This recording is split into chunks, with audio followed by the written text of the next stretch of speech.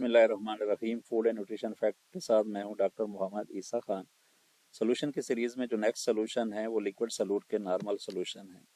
Solid से ये इसलिए आपसे डिफरेंस है कि लिक्विड सॉल्यूट का वेट कैलकुलेट करने के लिए अमीन की डेंसिटी और प्योरिटी जो है कि वो रिक्वायर्ड होती है।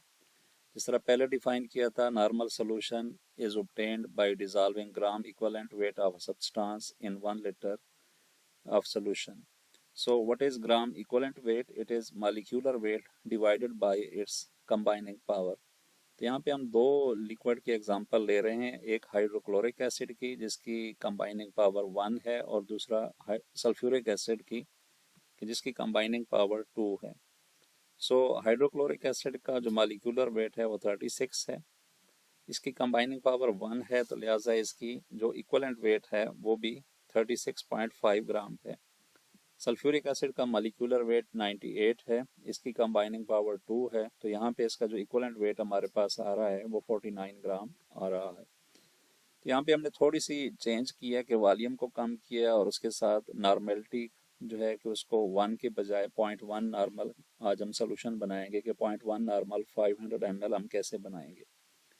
तो अगर हम बेसिक से स्टार्ट करें कि 1 नॉर्मल हाइड्रोक्लोरिक एसिड सोल्यूशन बनाने के लिए जो उसका ग्राम इक्वलेंट वेट है 36.5 ग्राम, वो हमें रिक्वायर्ड होगा 1000 ml सोल्यूशन बनाने के लिए। तो अगर आप 1 की बजाय 0.1 बनाएंगे तो जहाँ पे 36.5 रिक्वायर्ड है तो वहाँ पे आप डेसिमल को उसी तरह लेफ्ट साइड पे मूव करेंगे तो आपके पास 3.65 ग्राम आ जाएगा। क्योंकि हमें जो रिक्वायर्ड वॉल्यूम है वो 500 ml है, यानी हाफ है 1 लीटर का, तो जो आपके पास 3.65 ग्राम आया है उसको भी हम ऑफ करेंगे with respect to volume of the solution.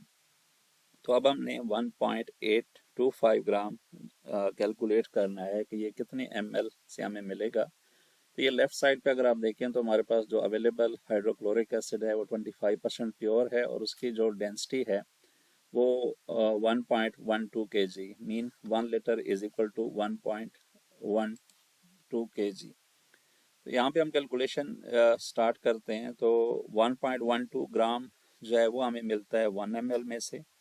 जो हमारी रिक्वायर्ड क्वांटिटी है वो है 1.825 ग्राम, तो वो हमें कितने ml में से मिलेगा। सो 1 ml पे आप डिवाइड करेंगे उसका वेट 1.12 और उसको मल्टीप्लाई करेंगे 1.825 से, तो हमारे पास जो लिक्विड आ रहा है 1.63 आ रहा है। जैसे पहले हमने देखा तो अवेलेबल हाइड्रोक्लोरिक एसिड है उसकी प्योरिटी 25% है।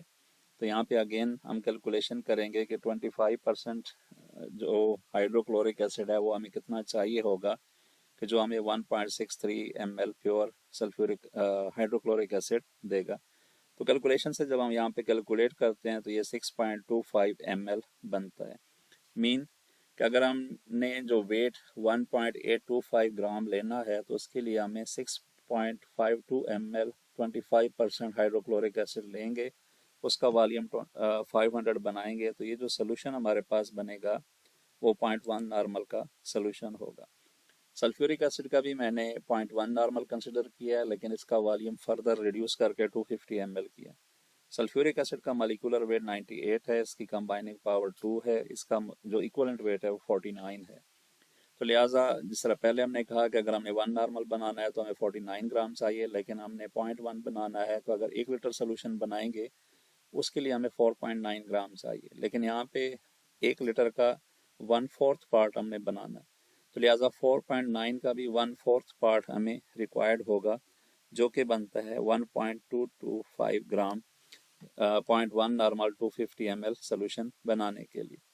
तो इसको उसी तरह डेंसिटी और प्योरिटी के साथ कैलकुलेशन के बाद जो फाइनल हमारे पास वॉल्यूम आ रहा है सल्फ्यूरिक एसिड का वो 0.69 ml है। मीन ये जो 0.69 ml है that will be equal to 1.225 ग्राम।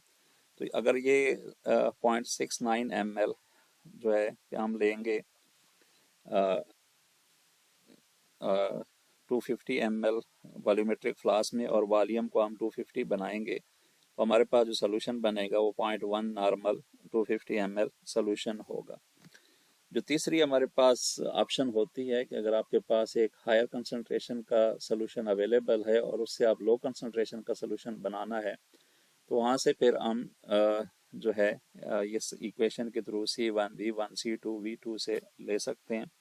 ये हमने पहले भी देखा था कि C1 available concentration, C2 required concentration, V1 जो आपके ने कैलकुलेट करना है कि अवेलेबल कंसंट्रेशन का कितना वॉल्यूम चाहिए, और V2 जो आपके पास रिक्वायर्ड वॉल्यूम है। तो यहाँ पे कैलकुलेशन के बाद हमारे पास जो 1 नॉर्मल सोल्यूशन का अगर हम 50 ml लें और उसका वॉल्यूम हम 500 ml बना दें, तो ये जो हमारे पास सोल्यूशन बनेगा ये भी 0.1 नॉर्मल सोल्यूशन होगा। तो एंड पे ये कि ये जितने भी आप सोल्यूशन बनाते हैं लिक्विड से, तो वहाँ पे आपको स्पेसिफिकली या स्पेशली स्टैंडर्डाइजेशन की ज़रूरत होती है इन सोल्यूशन को फर्दर यूज़ करने के लिए against the primary standards. So thank you for watching food and nutrition fact. आप सबसे रिक्वेस्ट है कि आप चैनल को लाइक करें, सब्सक्राइब करें, फॉलो करें, ताकि फ्यूचर वीडियोस आपको मिलती रहें।